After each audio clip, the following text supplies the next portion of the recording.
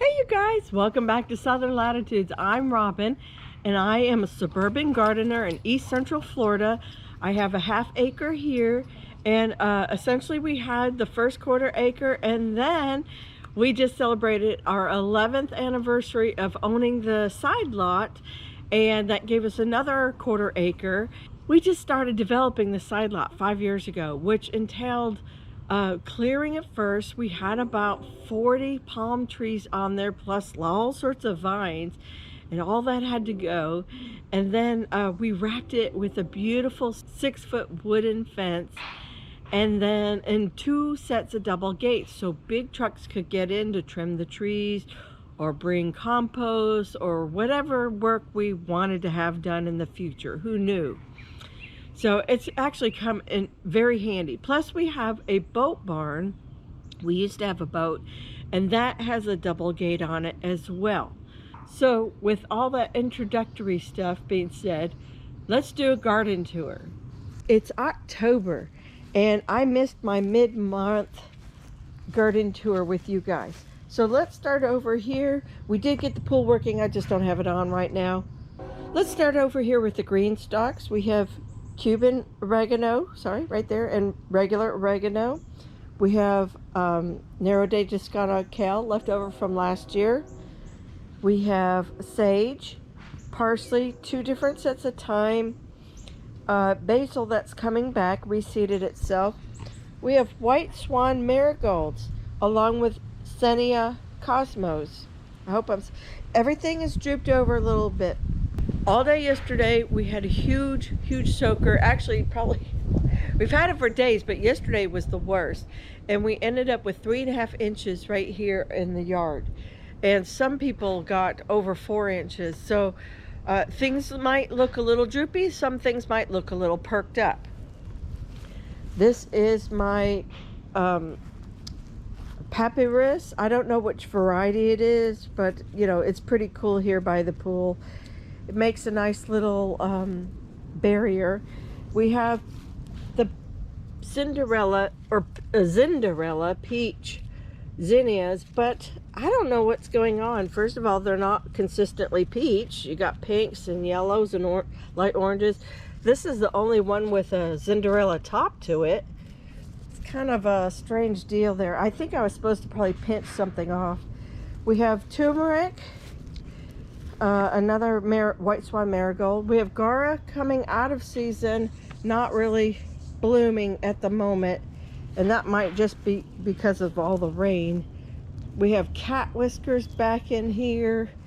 We have another papyrus. We have some more Zinderellas that didn't exceed my expectations at all. We have a knockout rose, but it's between flushes of roses. I'm sure that'll come back here in a little bit. And then we have papayas right here, a male papaya and a female over there. Both are in bloom, and so I'm not really sure if we'll see papayas. I haven't seen pollinators on it, but that doesn't mean they're not there because I'm not always over in this corner. Behind me I have my dwarf Cavendish bananas. I don't have any racks that I have seen on yet for this fall, and at this point it's kind of getting late, you know. If we put racks on now, well, my goodness, we're just going to end up with frozen bananas come January and February. So maybe it's good that they delay. And then I have Arbequina olive right over here. I also have my bird feeders over this way, and it appears that I'm growing some sort of, I don't know if that's millet, something like that germinated in the bird feeder. But it does bring me a lot of joy to see all that. Like I'm saying, we had quite a bit of rain yesterday. Let's go see the Barbados cherry. Ooh, I think we're getting rain a little bit. So it's doing okay over here. It just went through and gave me a lot more, another gallon baggie of fruit. It's doing some blooms, but I would imagine that rain knocked off a lot of blooms too. So it's doing its thing. It'll probably do its thing for about another month, and then it'll start going dormant. Behind me is the house garden.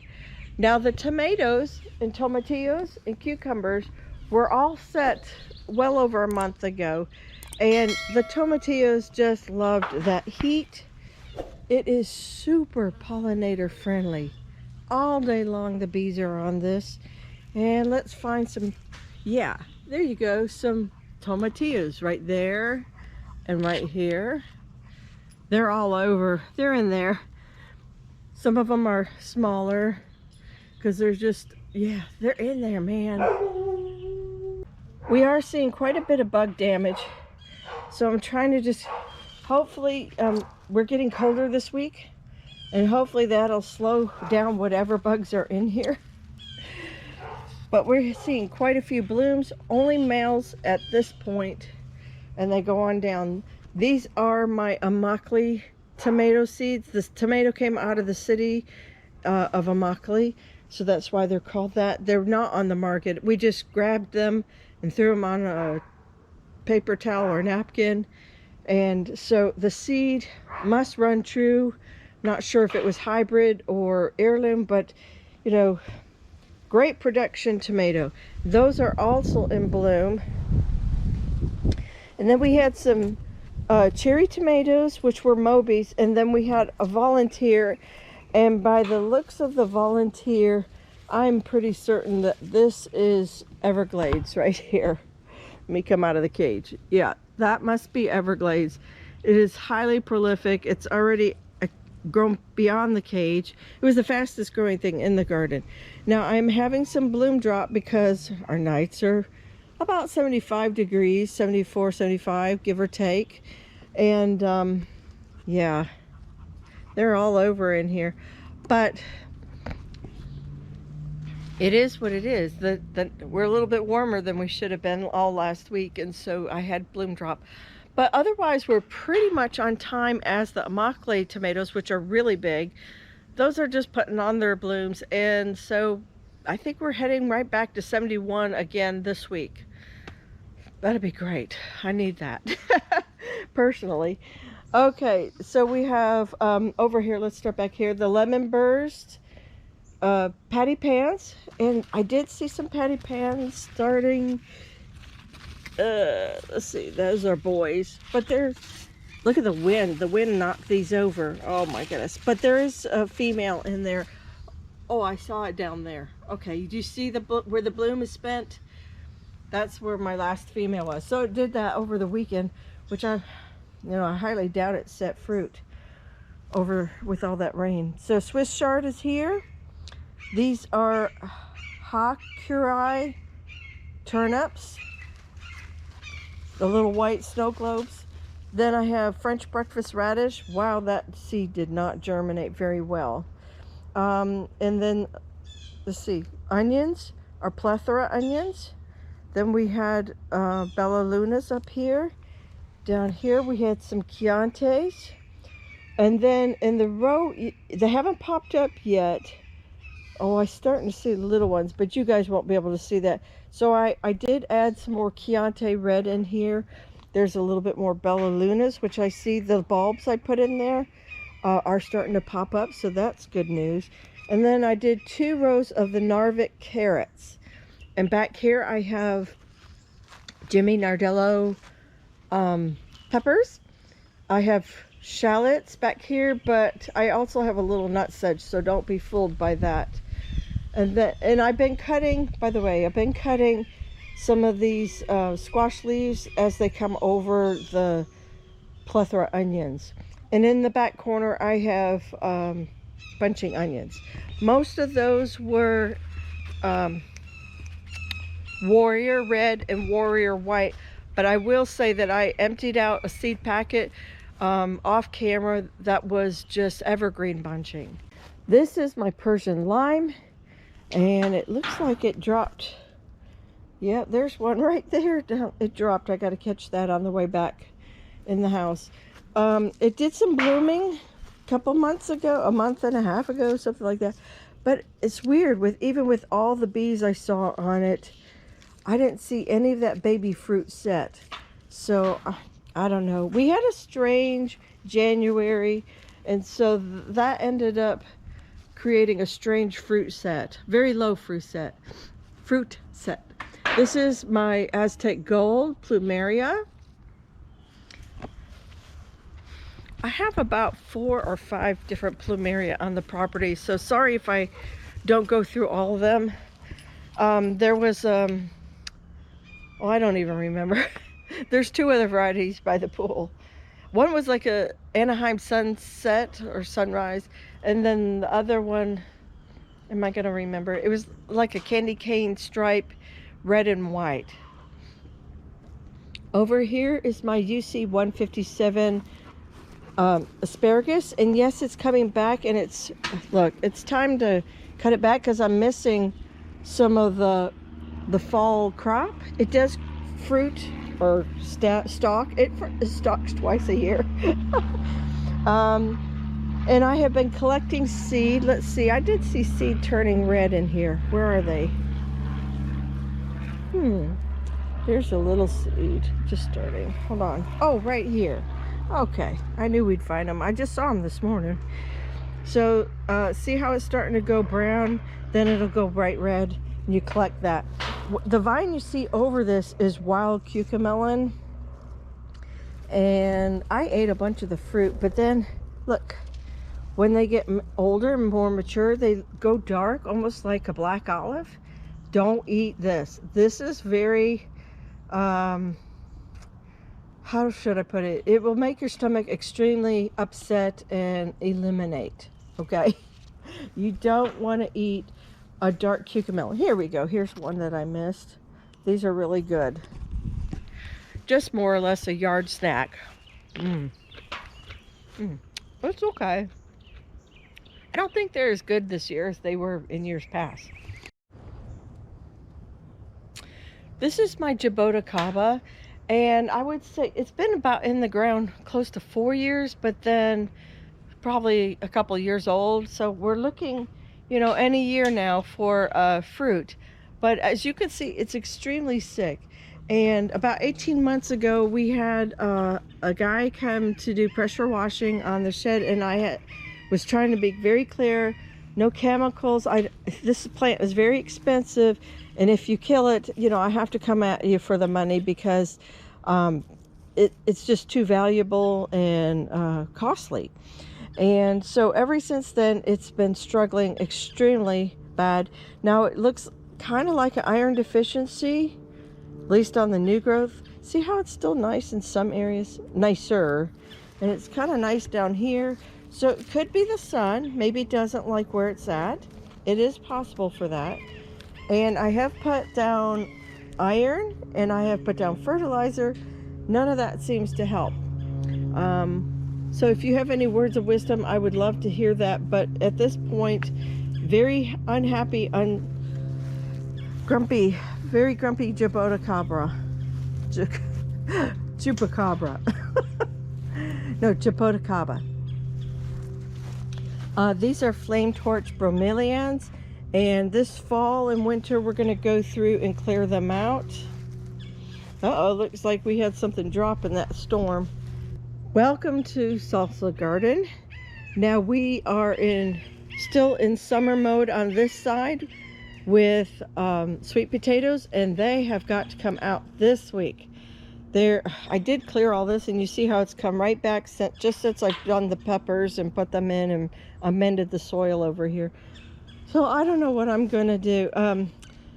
Well, hopefully it dries out this week, and then I'll be able to put a video camera on me as I clear all this out and get the sweet potatoes out. Now, one of you was asking me about my Aunt Molly's ground cherries. Here they are. If you're watching, I hope you are. So there's a little bit of white flies coming off of there. I don't know if you can see that, but I have a little one. I have this big one, overachiever, and then I have a medium one. In here, I have Ozark giant peppers, Cubanelles. I have some bananas in the back. I have California Wonders kind of in the middle there. I think I have some more Cubanelles in here. Red Marconis on this one. And then we have jalapenos in the back that are left over from over the summer. And as you can see, they're getting very red. I gotta go pick some of those. We have the eggplants in the back. Let's see if I can remember. We have Aswad are the back two. We have the Melanzane de Rosa or de Rotunda. Then we have Antigua right here, and we have Purple Shine right here. Now I do need to get back in this bed very badly and clean it out. I cleaned out just a little bit on the front edge when I did the moss rose. We'll go over there in a second. This is my okra. I had burgundy okra and Clemson spineless okra, and that's all going to come out. It's pretty much decided to die early. That rain, well, this one's going to throw bloom, isn't it? I might leave that one and this one, but other than that, I think we're just gonna, yeah, say goodbye to them. Now over here I do have some Tabasco hot peppers right in here. So this one decided to already dye that okra. In the back corner over here I have volunteer roselle from last year's crop. So that's been nice. It actually has done better than the roselle up front, which got taken over by pumpkin vines. So anyhow, it's really time to get in here and clean this up. It's a sea of sweet potato leaves. Whew. And on the back side, they're just hosting whiteflies like crazy. Yeah. Time to get that out of here. I just backtracked to the house garden because I forgot to tell you this is Black Beauty eggplant, which has been producing so nicely all summer.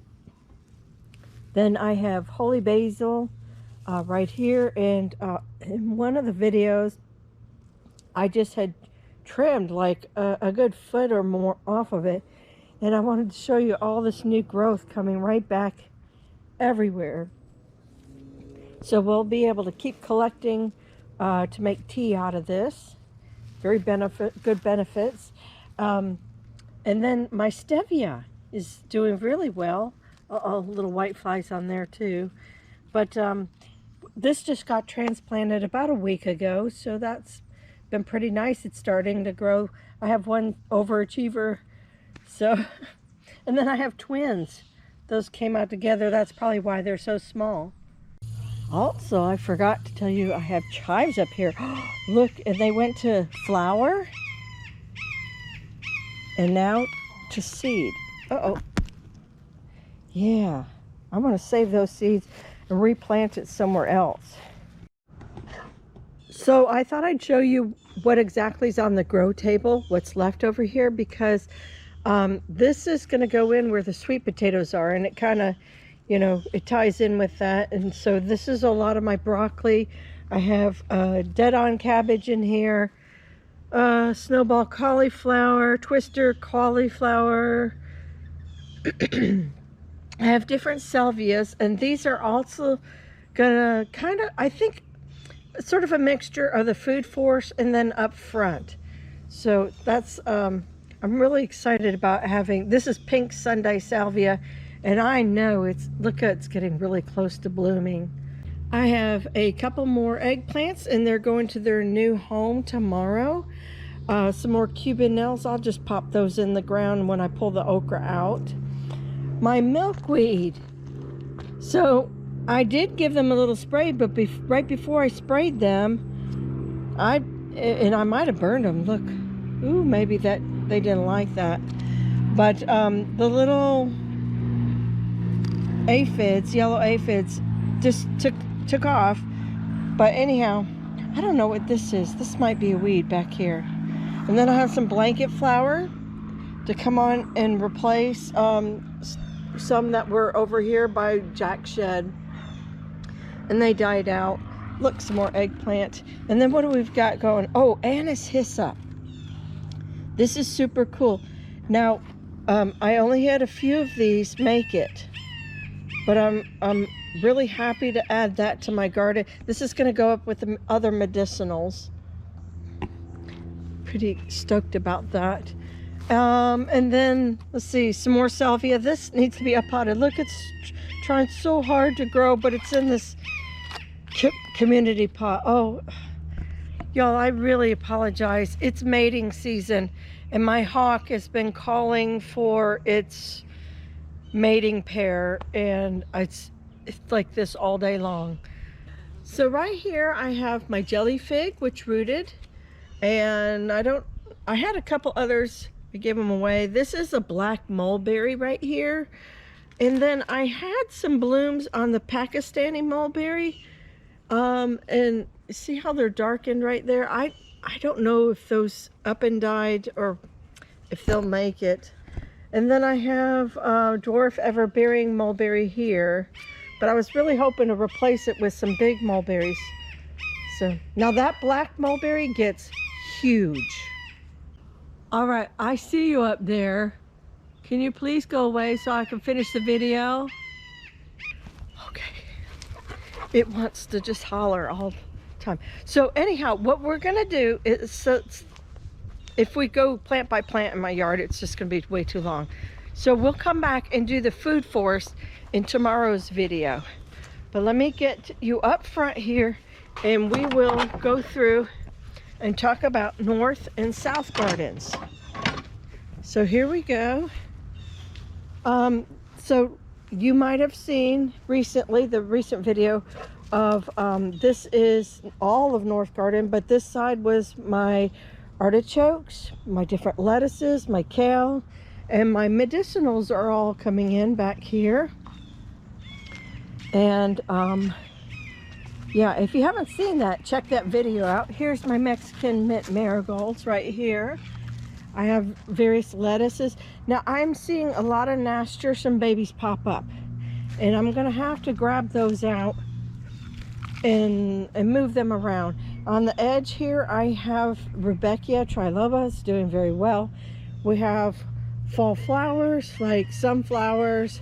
There's a little bit of butterfly pea. I just see the blue right there. Can you see it? Hold on. What are you doing? I cut you down for the winter and you're right back. Celosia's in here doing really good. It's really growing upward. Zinnias, you know, everything's more green. Oh, 4 o'clock came back. I'm gonna have to pull that. I don't want that right there at this time. They can come back in the spring, but not right now. Oh, look at the, I love these little sunflowers. And then we have Florida pepper plant, which is just like a Tabasco, but this one's a little bit more cold hardy. Oh, look at all the blooms of the butterfly pea. Okay, y'all. Now let's come back to here. These several are my roselle. This is a different one. This is the fat leaf roselle. It was covered by all the pumpkins and squash that were in here previously. And what happened was I finally staked them up. They have a chance to get water and sunlight. They're not competing. And I noticed they're starting to bounce back a little bit. Now they're pretty well damaged. I mean, I really abused and neglected these things. But they are coming back. And I feel really badly that I did not take care of them properly. But we did get a bloom. Yep, and we'll probably get more. I see more coming on this one. And we still got a little bit more time. They may try to bloom. There's some right there, trying right here in the corner. But yeah, they've just been properly abused. And I feel very badly about that because there went my roselle tea for the year, or the winter, really. Over here is the flaming candle. The Brazilian flaming candle. And when the, oh, here's one. Okay, when the blue is out, look at how beautiful that is. It's like a little blue flame. I love it. It's perennial. This plant is probably close to 4 years old now. And it just has always lived right here. Oh, man, it's sprinkling on me. Let's see. Okay, so the Waldman's green lettuce is coming in. All the lettuces should start coming in today. Man, what is that? Hold on. Do you see this? What is that? Something that is not. Oh, it might be red. Thank you, buddy. Red tabby spinach. This is why this is in front of the gates where he can't have access to this garden all the time. This is red Russian kale right here. I still haven't seen any of the Salanovas break. Oh, wait. Maybe they're starting to break through finally. Right here, right there. Oh yeah, okay, so they're starting to break through, good. I really wanted to grow Salanova again this year. It's been maybe 2 or 3 years since I've grown it. So anyhow, up here will be the English peas. And what else? Celery, I'm gonna put celery up here. Escapes me. I had 3 things now. Maybe if I think of it, I'll put it down below me in this video. So this is South Garden, and it's a big weed mess. I had some watermelons in here, didn't do well. I really need to just like till it and cover it and allow everything to die off in here. This Asiatic dayflower weed is just out of control. Over here we have Ciso spinach, longevity spinach, katuk, and Chief Kubo's edible leaf seaside prize spinach. It has a lot of names because it can be found all across the tropics around the world, and so you have different Polynesian cultures and island cultures. Everybody has a little bit different name for it, but the young leaves are much more tender, and of course you probably want to cook them if possible, especially if you start getting the bigger leaves, because anything can upset your stomach, you know, really, with some of these. But the younger leaves are always much more tender. One of my favorites is actually to eat the katuk. This is actually really good. This is a young plant, but I see it's just starting to put on where it would bloom, and it makes little seeds that are also edible on the katuk. And then I have the Mexican shrimp plant back in here, which is really cute. Up here, up front, I have my zinnia bed, which needs a really, really good cleaning out. And it's just another hot mess. The whole area's become a hot mess. Look, I got gladiolus. What are you doing? I bought more gladiolus bulbs. I can't talk. I bought more gladiolus bulbs to add into here for next year. And I believe they were just all red and yellows. And then this is a periwinkle or vinca. Yep. And then I have cranberry hibiscus, which is also leaning thanks to the red. Might have to tie that one up to the fence. I don't know where my blooms are yet. Where are my blooms? They're just beautiful. Sun's not out right now. In fact, it's been sprinkling off and on the whole video. But yeah, I should tie these up and get them back up. They're getting quite heavy. This is really beautiful from the street. Just absolutely, what a gorgeous show between the red and the blue and the green. Yeah. Look at that dog. He is sitting right there watching something. Silly buddy. Silly buddy. I don't have big plans for what I'm going to plant in here. I think mostly it's going to be mustard greens. My goodness, that hawk. I'm so sorry, you guys.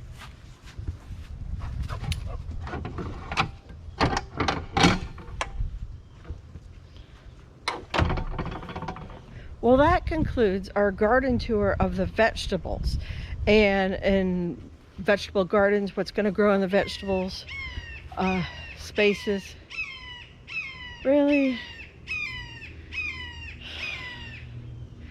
Well, you guys, watch for the next video, and that will be of all the food forest and the fruit trees. I know some of you were asking about the fruit trees, and we have lots of different things on the property. So we'll be talking about those in the next one. So you guys take care. God bless. And I'll see you in the next video. I'll try to tape it when he's not around. Oh my goodness. Or she, whatever it is. Bye.